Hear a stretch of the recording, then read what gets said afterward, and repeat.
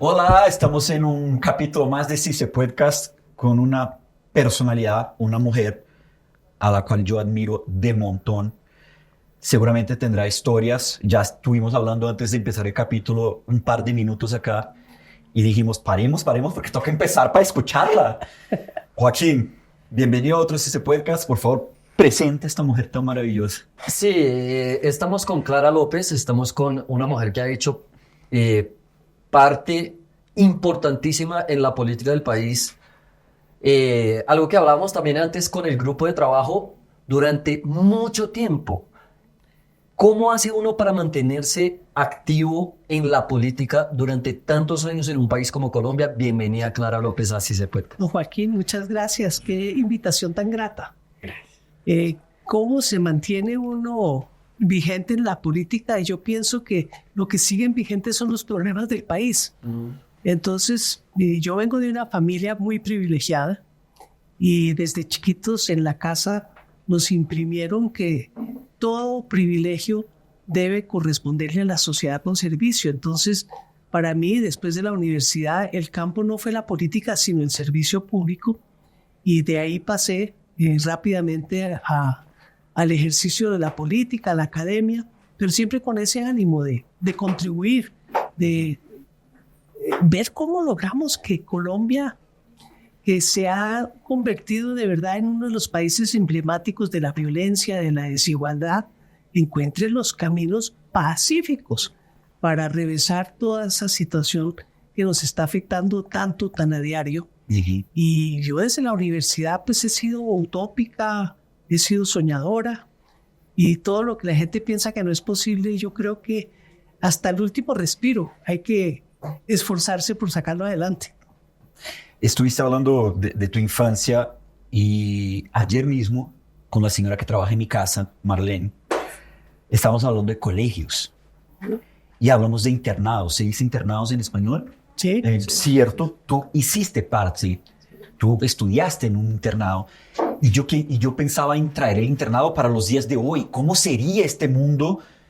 ¿Tú te recuerdas con cariño de esa época? Es un poco traumatizante para hoy en día que no nos pasa por la cabeza ese tipo de colegio. ¿Cómo te fue en tu infancia? Pues es extraño porque hace unos pocos años regresé a los 50 años del grado de mi colegio. Desafortunadamente no en las ceremonias, pero sí por la misma época.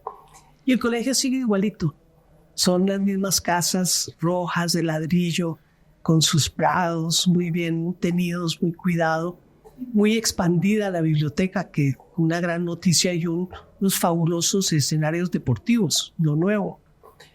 Pero, pues claro, lo más nuevo fue ir al baño y encontrar que los baños ya no eran de mujeres, sino mixtos. Ir a las actividades y encontrar que se haya convertido en un colegio mixto cuando era un colegio de señoritas. Y la verdad, muy cambiado todo, muy cambiado. Pero pues es que el internado que me correspondió a mí pues fue uno de privilegios, era como una especie de country club, pues académicamente muy exigente, pero con un acceso a todos los bienes de la cultura, en fin, muy cerca de la ciudad de Washington. Entonces, todos los viernes entrábamos o a conciertos o a ballet o a alguna película famosa. Me recuerdo el Doctor Zhivago, que nos transformó, ¿no? Toda la época del romanticismo de la adolescencia. Pero no, para mí no fue un internado cruel objetivamente, pero subjetivamente de una soledad tremenda, porque yo vengo de una familia que es una tribu. Éramos todos 20 primos para arriba, 20 primos para abajo. Cuando veníamos a las vacaciones, mis papás decían, bueno, hagamos una fiesta para que conozcan gente. Y hacíamos la lista de la fiesta y no podíamos conocer a nadie porque se llenaba rápidamente con todos los primos. Entonces, el colegio sí fue un reto muy grande de hacer buena cara ante una situación para mí muy adversa, porque yo fui la que pedí que me mandaran. Entonces no podía salir con la cola entre las patas o hacer mala cara. Y de ahí creces, Estados Unidos, entras a Harvard. ¿Cómo es esa experiencia? Porque estuviste 2 veces, empiezas con una carrera. Sí, yo empecé en economía. En- No, perdí, mentiras. Empecé en filosofía Ajá. y rápidamente me volví pragmática y dije, pero ¿yo qué hago de graduarme de filósofa? No voy a tener oficio en la vida. Entonces me pasé a economía y ahí descubrí algo muy lindo, que es que la economía nació de la filosofía.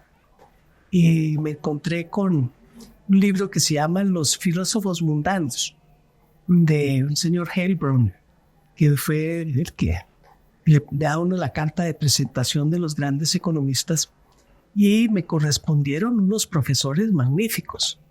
Nosotros teníamos un método de estudio de grandes conferencias y después pequeños grupos para analizar a fondo las lecturas, las preguntas, etc. No, me encantó la universidad, pero aprendí no tanto en la cafetería con los compañeros que en los cursos con los profesores, porque es un estudiantado de verdad de excelencia, la competencia difícil. Todo el mundo sabía mucho más que uno, entonces tenía uno que esforzarse para estar a la par. ¿Siempre fuiste competitiva? Porque dijiste que fuiste para el internado porque tú lo propusiste y dijiste no me vuelvo con el rabo entre las piernas. Ahora hablas de la universidad. ¿Eso lo trajiste de toda la vida, desde la infancia, inclusive para la política? Pues no es tanto competencia como excelencia. Sí, el convencimiento de dar lo mejor de uno. Entonces yo, por ejemplo, cuando me gradué, la primera sorprendida de que me haya graduado con altos honores fui yo, porque yo ni sabía que existía. Yo hacía mi trabajo y lo hacía muy bien y me esforzaba, pero la sorpresa de que salí dentro de los primeros 20 estudiantes del curso, que era de 1500, me dejó atónita, porque yo no me había propuesto ser la mejor, pero sí me había propuesto superarme siempre a mí misma. Y yo creo que esa es la manera como en la casa nos educaron, no competencia con el otro, sino dar lo mejor en función inclusive de equipo y colectivo. Porque yo le ayudaba mucho a mis compañeros de curso. Éramos un grupo muy de amistad, esas amistades que duran toda la vida, que todavía subsisten. Clara, has mencionado la palabra privilegiada, creo que ya unas 3 veces. Dijiste, tu familia. Es porque estoy en un partido de izquierda. Ahí voy. Espera, porque ahí voy. Dijiste mi familia, dijiste mi colegio y eres de izquierda. Generalmente, no quiero generalizar, los de izquierda son los que luchan por llegar arriba, un Lula en Brasil, que fue obrero, que era sindicalista, y en la gran mayoría de países los grandes presidentes no eran privilegiados. Tú eres diferente, tú eres y además una pieza, una persona muy importante de la izquierda en Colombia, pero completamente distinto a los demás principales caudillos de la izquierda. ¿Por qué pasó eso? ¿Por qué escogiste la izquierda? ¿Por qué nació en ti eso? ¿Por qué eres de la izquierda? Yo no sé, yo desde chiquita siempre fui muy solidaria. Sí, yo no me explicaba las diferencias sociales y me dolía. Me dolía el hijo del jardinero, que no tenía, yo jugaba con él, pero cuando nos sentábamos a la mesa, él se sentaba en otra mesa. Y yo no sentía que eso estaba bien. Y la realidad es que en la tradición familiar de mi casa, eso en cada generación ha habido gente que se ha salido del molde. Y yo pienso que es el producto de un país como el nuestro, de tanta desigualdad y de tanta injusticia. Pero cuando yo llegué a Estados Unidos, que era como la meca de la civilización, encontré que allá estaban peor que nosotros. Yo estudié en Virginia, que es uno de los estados del sur de los Estados Unidos, y llegué cuando estaba empezando la lucha de los derechos civiles. Y mucho racismo que uno no entendía, porque aquí hay clasismo, pero rechazar a una persona por su color de la piel no está en nuestro ADN. Ujú. Y la primera sorpresa es que había un baño para los negros y otro para los blancos. Y yo me fui a meter al que no era y me regañaron. Pero baño es baño. Entonces, rápidamente, que es un homenaje a Estados Unidos, en muy corto tiempo ellos le dieron la vuelta, salió la ley de los derechos civiles, pero aún entonces era difícil para los afrodescendientes votar. Y yo encontré en la vecindad de mi colegio, a mí siempre me mandaban a todas las funciones, estaba la casa de Robert Kennedy y él en las primaveras hacía un dog show, ¿cómo se llama? Una exhibición de perros. Y del colegio mandaron a varias niñas y allá yo conocí a unos menonitas. Ujú. Y ellos me parecieron gente de verdad especial, eran como monjes budistas, pues. Y empecé a ir con ellos a Washington a ayudar a escribir en el registro electoral a los negros de los barrios pobres de Washington. Y ahí fue, creo que de verdad donde me surgió eso que más que político es un profundo convencimiento ético y religioso. Y yo soy muy católica y es la manera de expresar políticamente mis convicciones espirituales, ser de izquierda. Okay. Ahí tengo una cosa. Uno sabe un poco de la historia de Clara, de los 70s. Te encuentras en algún momento con Álvaro Uribe. Uno de hoy, es que también nuestro público hay mucha gente joven que solo conoce a Álvaro Uribe de lo que hablan de hoy en día, Clara López de lo que hablan de hoy en día. En los 70 ustedes se conocen, tienen una relación. ¿Tú ya sentías que ustedes dos tenían formas de pensar distintas y ese opuesto los atraía? ¿Cómo fue esa relación? Todo lo contrario. Todo lo contrario, porque el doctor Álvaro Uribe era, en la época que yo era secretaria económica de la presidencia, secretario general del Ministerio del Trabajo. Y yo le conocí, había muchas funciones sociales juntos, y una de las cosas que a mí me llamó la atención de él es que él era muy progresista.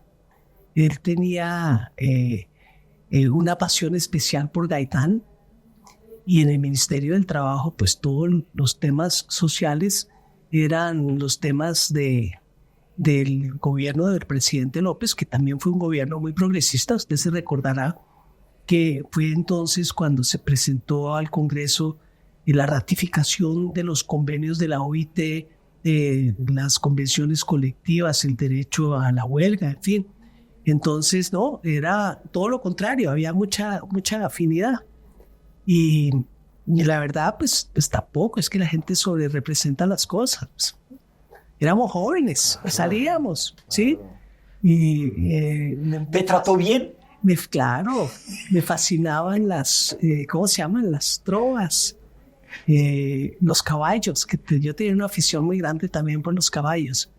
Entonces, no, normal, pero pues cada cual toma su vida. Éramos bastante jóvenes los dos. Sí. La mejor época, ¿no? ¿Él te hizo alguna trova? Ya diciendo de trovas y tal. Él no sabe cantar. Él no sabe cantar. Uribe. Bueno, todavía es hora, ¿no? Todavía es hora aprender a cantar. No sé si sabe, pero en esa época no sabía. Los que cantaban eran los músicos. ¿Bailaban? No, veíamos, eran como grandes fiestas en que había grupos musicales que competían el uno con el otro. No me recuerdo de bailar, ¿sabe? La que no sabe bailar soy Para cerrar ese tema, cuando lo conociste o cuando estuvieron más cerca los dos, ¿en algún momento pasó por tu cabeza, este hombre tiene todo para ser presidente de la República. ¿Te imaginaste que él llegaría a ser lo que representa hoy para el país? No, sabe que yo me sorprendí muchísimo cuando estábamos exiliados en Venezuela con mi esposo, con Carlos Romero. Él se presentó de candidato presidencial y yo tengo la memoria. Dije, mire, Álvaro Uribe de candidato presidencial, qué bueno. Y en esa época tenía el 2% de la opinión. Y dije, ni pensé que pudiera ser elegido, pero fíjese que en el curso de 6 meses sacó la mayoría absoluta, un hecho muy, muy sorprendente, además con una consigna que es muy hermosa, que es la de la seguridad democrática. Y de lo que yo conocía de él, de mi juventud, era muy creíble. Pero pues las cosas cambian, y las definiciones cambian. Hasta la definición de la democracia ha cambiado. ¿Te decepcionaste de su gobierno? Pues es que él le tocó una época en que el país estaba absolutamente descuadernado por la violencia y tomó un camino que en retrospectiva creo que el país tiene que reconsiderar muchos de sus defectos, porque si bien hizo una lucha frontal contra la guerrilla, la hizo por fuera de los cauces de la ley.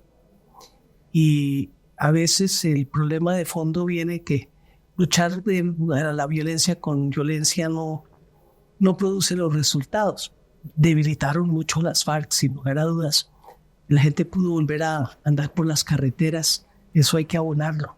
Pero yo no me voy a poner aquí a hacer la lista de las críticas por todos conocidas, y yo fui uno de los denunciantes de la principal, en mi criterio, que fueron los falsos positivos cuando yo era secretaria de gobierno en Bogotá, porque andábamos buscando a los jóvenes que se nos estaban desapareciendo, y apareció en Ocaña, en norte de Santander, un cementerio anexo con una cantidad de muchachos NN que correspondían a las descripciones de los que nosotros estábamos buscando.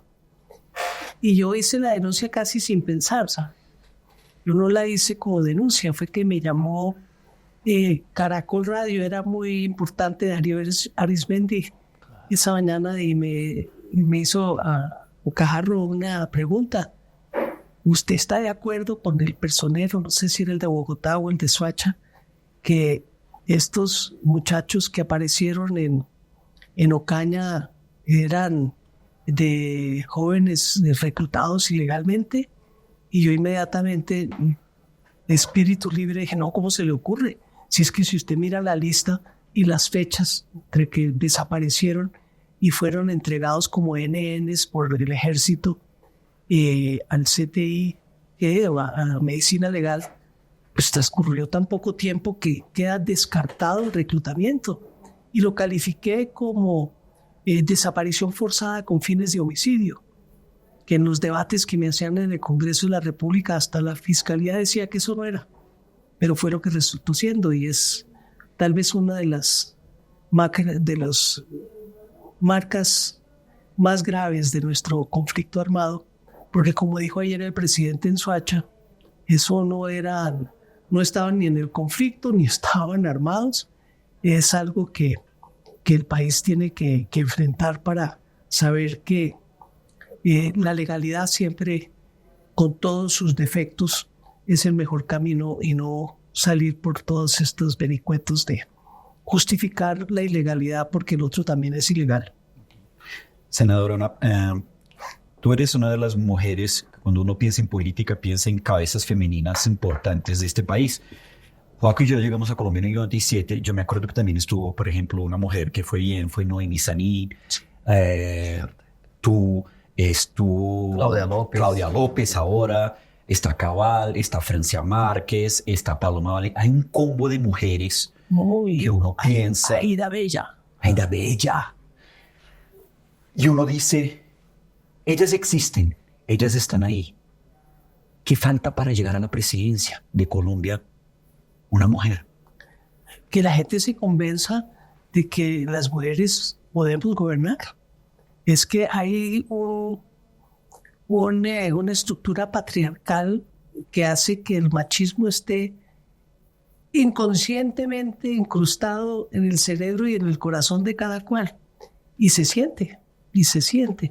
Pero estamos avanzando a pasos agigantados. Yo creo que la revolución pacífica más grande de nuestro tiempo es el ascenso de los derechos de las mujeres. Ya estamos a portas, porque uno mira la lista de los dirigentes hombres y la lista de las dirigentes mujeres, y fuera que hay ya muchas mujeres, porque antes había muy pocas, ya hay muchas mujeres. Mujeres muy, muy consideradas. Entonces yo sí creo que estamos a portas de tener una presidenta mujer. El día que llegue, ¿cuál va a ser tu reacción?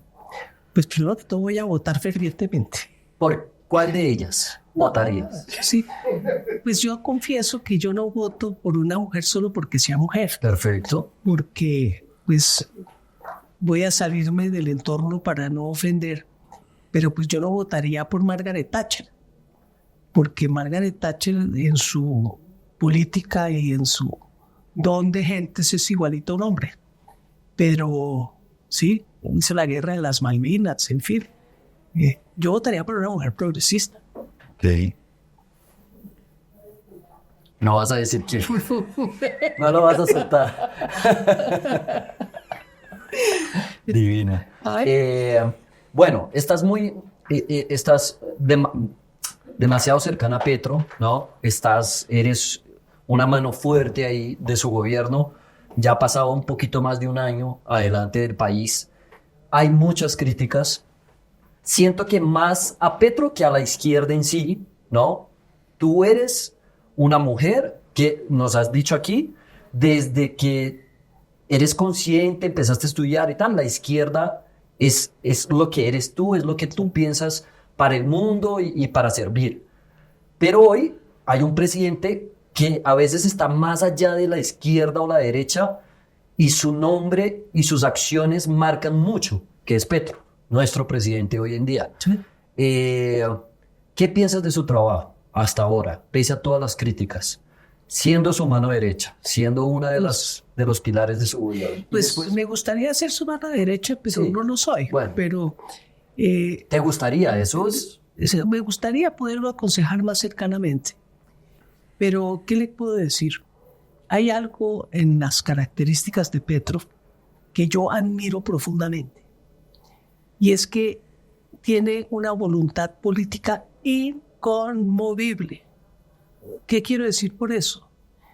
Mucha gente se deja desviar de su programa cuando encuentra resistencias, cuando las mieles de los otros poderes, los poderes económicos que son más fuertes que los públicos en este país, los llevan a llegar a acuerdos. El programa de Petro no es un programa revolucionario. El programa de Petro es un programa eminentemente liberal, entendido dentro de la estructura del Estado social de derecho que gobierna Colombia. Es llevarle la salud universal a la gente, es tener gratuidad en la educación superior, es que la gente llegue a la edad de pensión y no quede expósita y pueda pensionarse. Eso es un Estado social de derecho. Esto no es la revolución marxista que todo el mundo dice que no, que Petro el comunista, que Petro el guerrillero. Pero eso hoy en Colombia es muy revolucionario porque no existe y está todo privatizado. Y en manos privadas no puedes llegar a la universalidad. Está muy bien para las clases medias, para las clases altas. Casi que uno diría que la democracia entendida hoy es un privilegio de clase. Porque para los demás, como lo que determina acceso a todo eso es el billete, y no hay trabajo, y no hay patrimonio repartido, entonces pues el grueso de la gente, para ellos la democracia es una promesa hueca de libertad, porque ¿qué libertad tiene quien no tiene? Nada para comprar lo que se denomina libertad. Entonces, ese compromiso con la universalidad de Petro se lo admiro, porque no es fácil sostenerse ante tantas críticas y ante tantos esfuerzos. Mira, hay un asedio a Petro, pero el asedio a Petro es a su programa, es a los intereses que él pisa porque saben que no va a dar marcha atrás. Y yo creo que eso en un dirigente político es extraordinario. ¿Sí? ¿No es peligroso? ¿Peligroso para quién? ¿Ves? A veces Ahí, es bueno escuchar un poco a los demás también, no ser una voz y ya, no. no, mire, es que, a ver, creo que voy a decir algo que es muy poco convencional.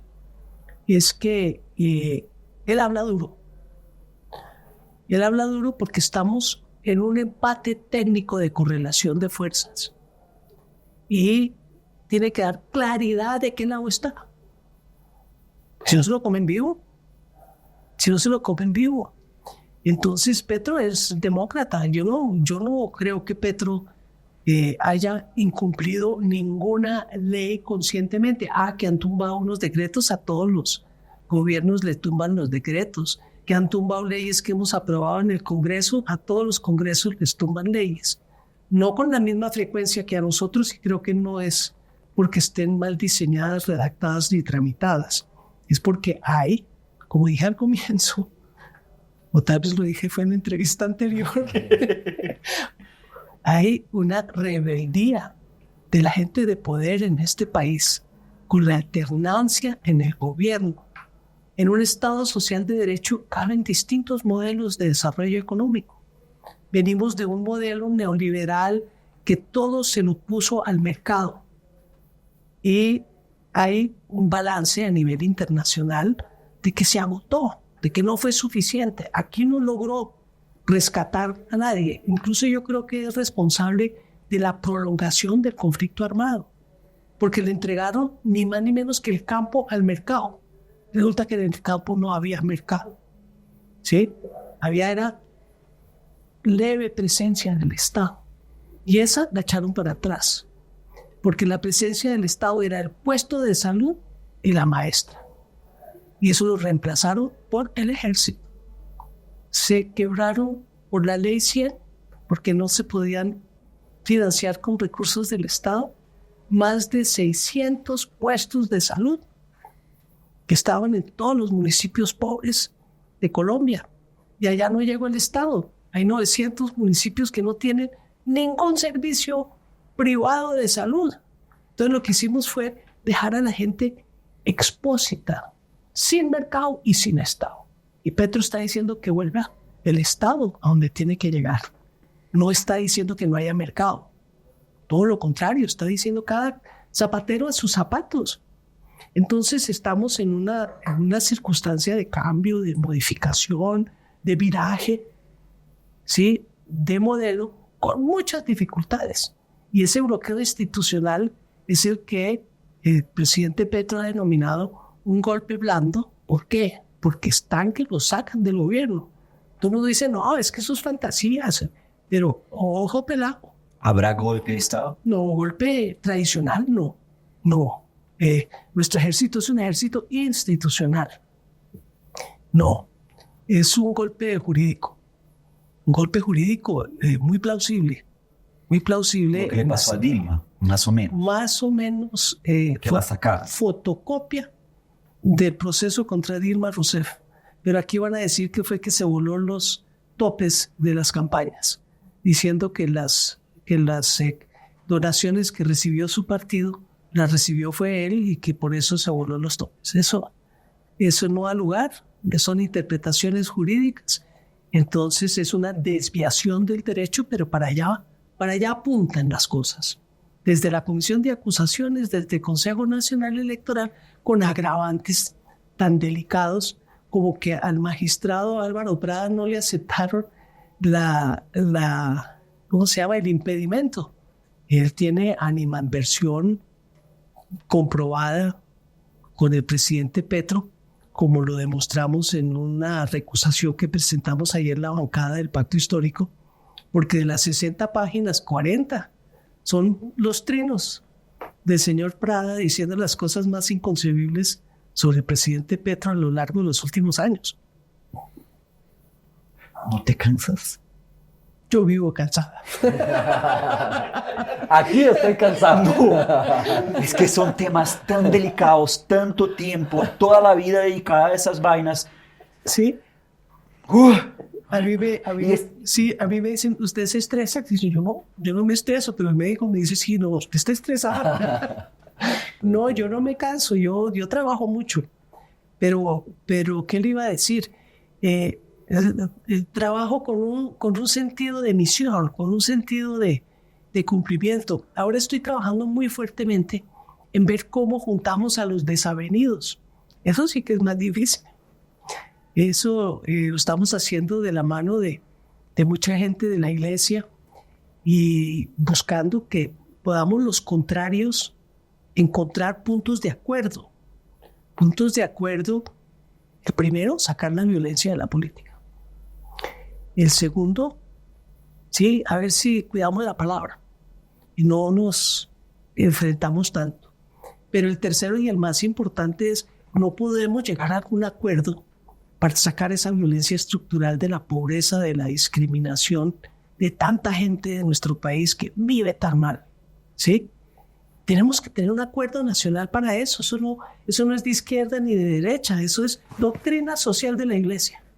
Y a mí me dicen, ¿usted por qué es de izquierda? Y digo, porque es la traducción política de lo que he aprendido desde mi niñez. Se reduce en las 7 obras de la misericordia. ¿Cómo no vamos a cumplirlas? Hasta en lo de la cárcel. Yo ando por ahí, es de ponente de un proyecto de cárceles y quiero ver cómo dejamos de meter a todo el mundo a la cárcel. Eso tiene que ser, eso es la institución más arcaica que hay de la humanidad. Ya en muchos otros países, el robo del celular, las cosas de menor cuantía se tratan con trabajo social, no metiendo a la gente a una escuela del crimen como es la cárcel. ¿Qué es la violencia política? Arrancaste hablando de la violencia política. ¿Qué es y por qué lo mencionas y lo apuntas?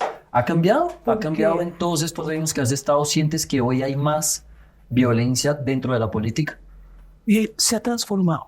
Yo empecé mi política activa en el año 78, acompañando al doctor Alfonso Palacio Rudas al Consejo de Bogotá.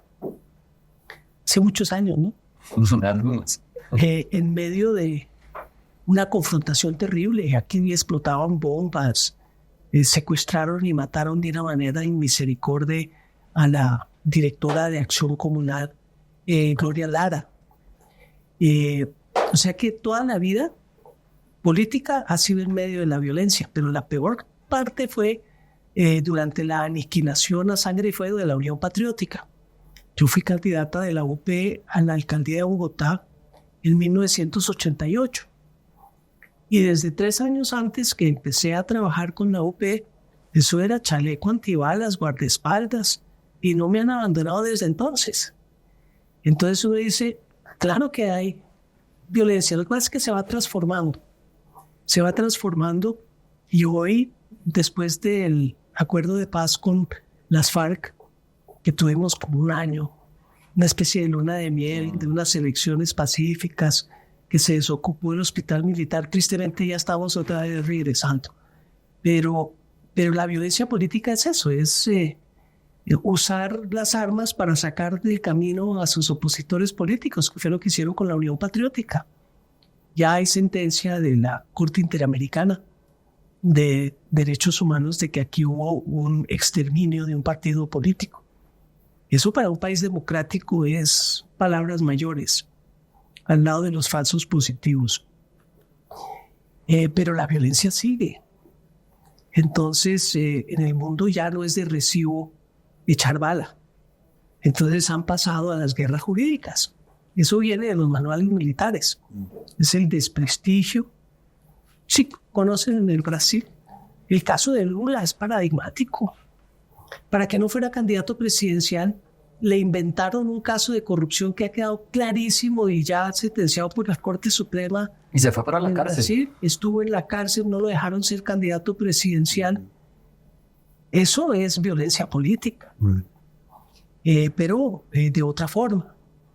Y la violencia, esa violencia política está toda diseñada para no afrontar la otra, porque la otra implica pagar más impuestos, ganar menos plata, dejar que los espacios del Estado atiendan a esa mitad de la población que está por fuera de los cauces de la civilización y el desarrollo. Entonces, claro, y aquí como todo es el PIB del próximo trimestre, se obnubilan y no caen en cuenta que eso implica que la población no avance. Un datico que a mí me sorprendió muchísimo. Aquí teníamos un modelo de desarrollo que satanizaron. No, que intervención del Estado, que política industrial, ¿cómo se les ocurre? Eso es lo que está de moda hoy. La puso de moda el presidente Biden. Pero a nosotros nos obligaron a abandonarla. Y nos metieron fue el Tratado de Libre Comercio. Y cuando entró en vigencia, el superávit que tenía comercial Colombia con Estados Unidos se esfumó y se convirtió en un déficit inmenso, porque ahora importamos todo lo que antes producíamos. Se desindustrializó el país. No pudo progresar la agricultura. Se enseñoreó la violencia en los campos. Y eso es lo que ellos presentan como un buen balance, porque dicen, no es que tenemos tanto crecimiento, tanto tal, pero es una economía que solo atiende a la mitad de la población. De la fuerza laboral colombiana, que son 22, 23 millones de colombianos, solo la mitad están en el sector formal, los otros están en el rebusque. Hay un porcentaje de economía ilegal que nadie ha cuantificado. Pero la verdad es que un país así no es viable. No es viable y tenemos que encontrar el camino para pagar los impuestos que corresponden. Aquí le dijeron a Petro, no, que es expropiatoria la reforma tributaria, muy parecida a la de López en su época. ¿Y sabe cuánto estamos pagando hoy de impuestos los colombianos? Más o menos 18 puntos del Producto Interno Bruto después, o de pronto 19, después de la reforma tributaria. ¿Sabe cuánto pagan en España? Que decían que ya era más barato en los impuestos, 40. Entonces sí hay que ver que del producto social del desarrollo se tiene que devolver más en desarrollo para el grueso de la población. Clara, Joaquín te preguntó de la violencia política y tu respuesta fue desde siendo política, la violencia política que viven los políticos. Yo soy del pueblo. No, pues es que la violencia que vive el pueblo Es la corrupción. Si tú me preguntas cuál es la gran violencia política para una persona que no es político, yo te diría, es la corrupción.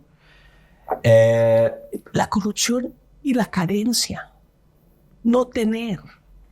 Pero eso se viene mucho porque la clase política tampoco nos puede dar mucho más a los que necesitan.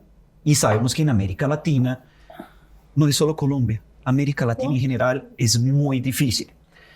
La corrupción está llegando a los partidos. Hablaste de tu historia del UP, hoy en día el Partido Verde, Claudia López se va del partido, Moco se va.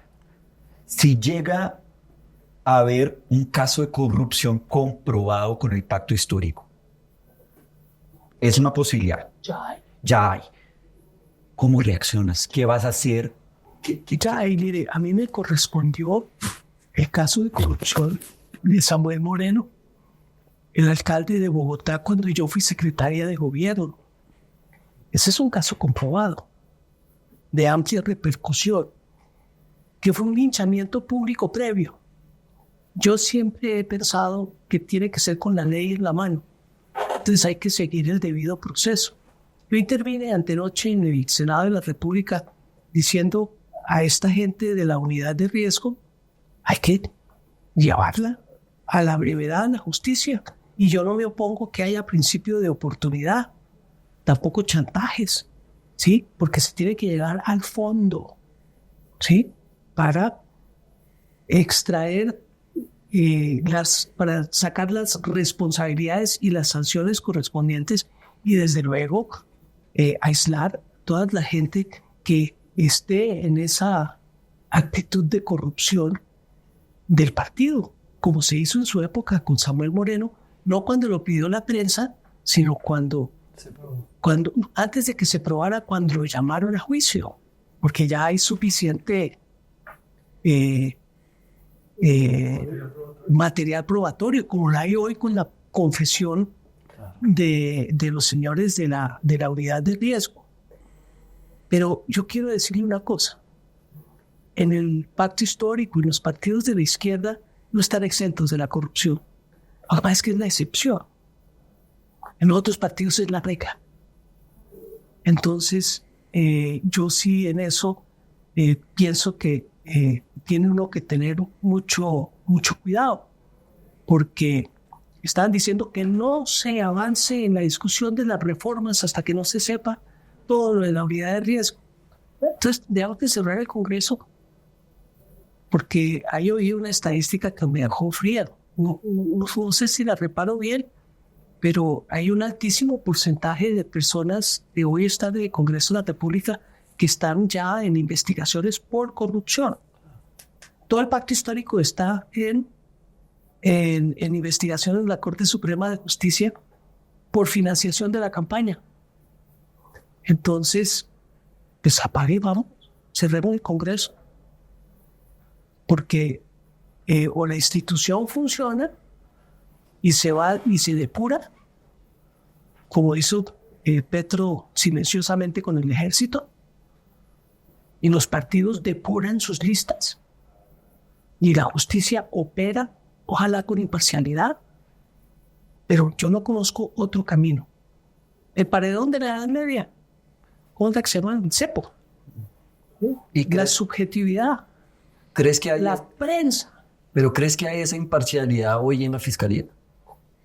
Pues, ¿cómo se dice? Obras son amores y no buenas razones. No la había en la fiscalía anterior. Vamos a ver cómo actúa esta fiscalía. Sí, es que solo lleva 3 meses. No creo que haya una sola investigación que haya iniciado bajo su égida, pero todo indica que sí. Todo indica porque es una mujer de una trayectoria. Ella no viene de ser compañera de pupitre del presidente, nada de eso. Ella es una mujer que ha hecho su carrera como jurista y penalista totalmente impoluta. Nadie pudo decir nada en contra de ella, a pesar de que las investigaciones debieron de ser muy profundas. Entonces yo sí creo en la imparcialidad de la nueva fiscal. ¿Qué te hace feliz? O sea, es que son temas duros. Yo me imagino que vienes de una entrevista, estás acá con nosotros y hablamos de política, que es un tema que nos apasiona. Además que aburre a todo el mundo. No aburre, al revés, a nuestro público le encanta. Pero, ¿qué haces en tu tiempo libre? ¿Qué hace hoy Clara? Por ejemplo, este fin de semana. Si no me toca quedarme por todas estas cosas, porque yo siempre pongo un trabajo primero, y así esté fuera de vacación, me regreso si hay que asistir a alguna reunión importante. Yo que tengo planeado para este fin de semana, ir a saludar a mis gatos y mis perros que no los veo hace como 2 meses. Yo soy muy de mis amigos animales. Yo tengo una casita de campo. Allá voy a... Una casita. Sí, todo. Es casita. Es porque la quiero. Es con cariño. Es por cariño, porque sí. Casita no es una casa grande. Allá pasé la pandemia. Sí, me fui, allá estuve viviendo como 1 año, 1 año y medio.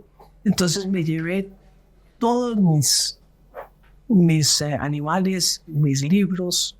Entonces allá está mi verdadero hogar hoy. Yo estoy viviendo como en camping en un apartamento en Bogotá, pero yo me pasé a vivir a... Bogotá está duro, ¿no? Sí, güey, está insoportable. O sea, además, desde el 97 yo nunca sentí Bogotá tan... O no sé si es porque me estoy poniendo son viejo. 8 millones de habitantes. Yo me siento muy inseguro, yo tengo miedo. No sé. Bueno, eso también ayuda el ambiente, ¿no? Cuando yo era secretaria de gobierno de Bogotá, nadie preguntaba por la tasa de homicidio, sino por la encuesta de la Cámara de Comercio. Y entonces, pues, la sensación de inseguridad es muy grande, porque usted cuando ve la televisión o cuando oye el radio de los hechos que suceden aquí en Medellín, en Barranquilla, en Estambul, ¿no? Usted todo cree que le cae cerca y va a su sitio de trabajo y se encuentra con alguien que le robaron el celular. Sino la inseguridad está complicadísima, está muy complicada. Y tiene que ver con el tema económico. Total. Tiene que ver con que la gente está pasando también las duras y las maduras. No para justificarlo, sino para explicar que el malestar económico y la inseguridad van de la mano. Y que tenemos que buscar algo para que los jóvenes tengan dónde estudiar y dónde trabajar. Que uno de los problemas de fondo es ese. No hay dónde trabajar ni dónde estudiar. Y la oposición no quiere que haya el subsidio para que estudien y para que trabajen, que es absolutamente indispensable. Nos tumbaron ayer del Ministerio de la Igualdad, pero gracias a Dios subsiste 2 años más mientras se puede reformular, ojalá, el tema. Pero me preguntaba cómo descanso. Entonces, yo descanso en silencio. A mí me gusta mucho la música, pero yo cuando estoy descansando, lo que me gusta oír es los pajaritos, me gusta oír el agua, me gusta el silencio, cosa que es dificilísima de conseguir, porque hoy en día en todas partes hacen un bulla con la música a todo volumen, pero me gusta caminar, me gusta leer y estar, ¿cómo se dice? Relajarse uno. Cuando obviamente tienes una familia enorme, seguramente tienes familiares de derecha, de izquierda, de todo. Más de derecha que de izquierda. Más de eso te iba a decir. Y Ella eso es siempre... la rebelde con causa. Yo también soy. Entonces, eso digo mucho a quien ya vino acá, algunos políticos. Joaco es derecha, yo soy izquierda, y hubo un momento en las elecciones de Lula y Bolsonaro en que yo no lo podía ver. Faltando 2, 3 Y él es de izquierda y yo soy derecha. Yo sí lo podía ver, yo no tenía problema. Yo no lo podía. Tolerante. Sí, o sea, yo No, tengo pero problema. es que escuchar hoy a una persona que va por Bolsonaro es como, no lo entiendo. No puedo.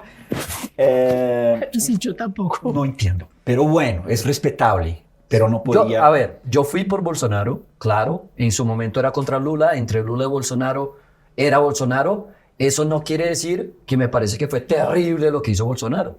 Yo no pensé que él hiciera un tan mal trabajo como presidente de la República. Creo que eso hace parte también de la política y de uno como, no, yo apuesto en él, ¿no? Yo voy por lo que él dice, pero pues claramente lo que hizo Bolsonaro, Sí. y yo soy consciente que fue malísimo. Joaco, yo tampoco cierro mis ojos para Lula. Total. Yo también soy crítico. es Así como la apuesta, me pareció ¿no? muy Es la apuesta sano de para cada uno. Colombia llegar a la izquierda al poder.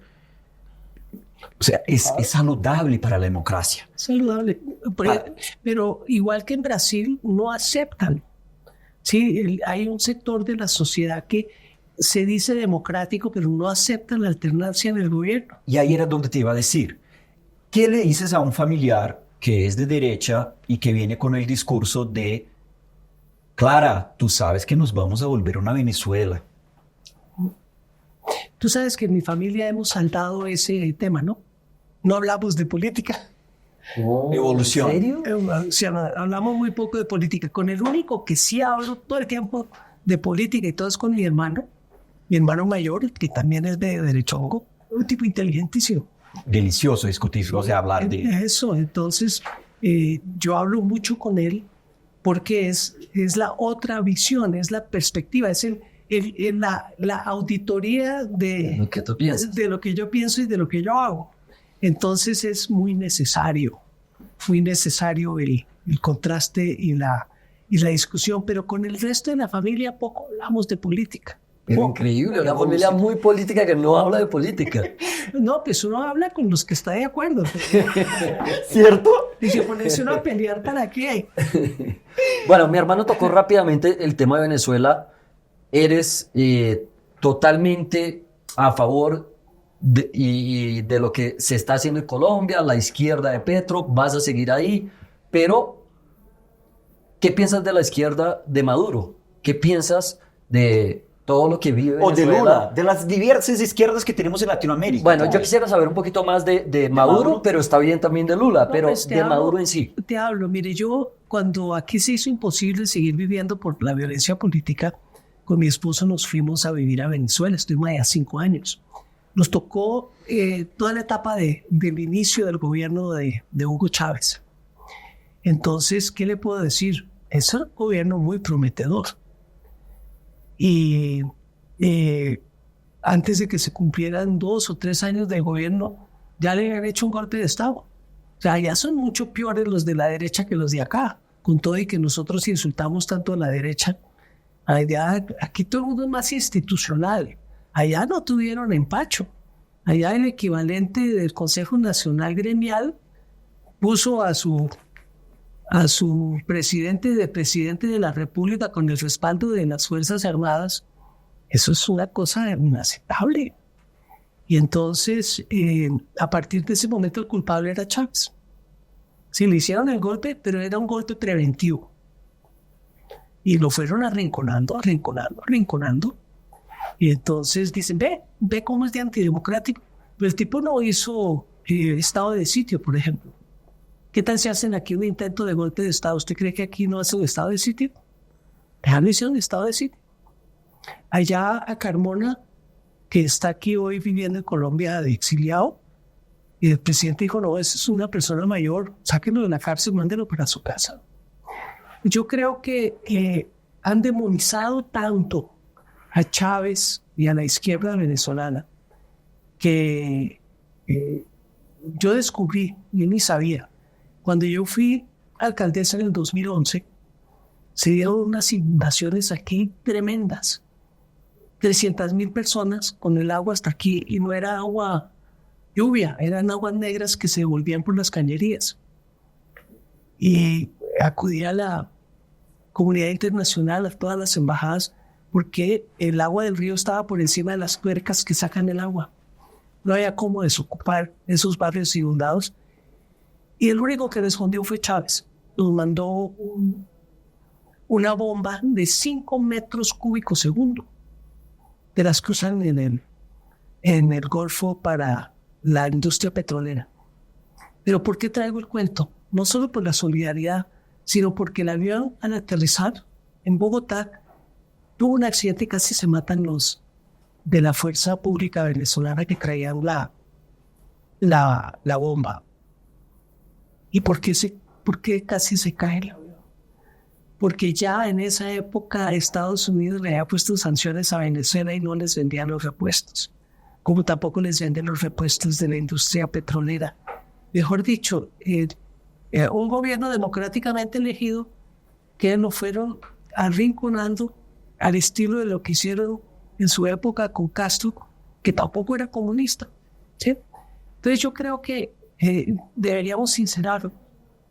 Sí, ni ellos son tan malos ni nosotros tan buenos, porque lo que no nos hemos puesto de acuerdo es que es democracia. Sí, entonces dicen, no, es que democracia es separación de poderes, elecciones periódicas, prensa con libertad de expresión y otros pequeños detalles. Bueno, entonces aquí cuando la fiscalía pertenece ese compañero de pupitre del presidente de la República, ¿hay separación de poderes? No, son ficciones. Entonces allá no hay, pero allá el golpe, allá uno de los paros, el paro financiero lo dieron porque el presidente de los banqueros, la Asociación de Banqueros, le propuso a Chávez que si lograba que no expidieran una sentencia parecida a la de los UPAC, que si él decía a los de la corte que no sacaran esa sentencia, que ellos no hacían el paro. Entonces, Chávez le dijo, hagan el paro. No se le ocurre que yo le voy a decir a los del tribunal cómo sacar sus sentencias. Entonces, es un poco es la doble moral, ¿sí?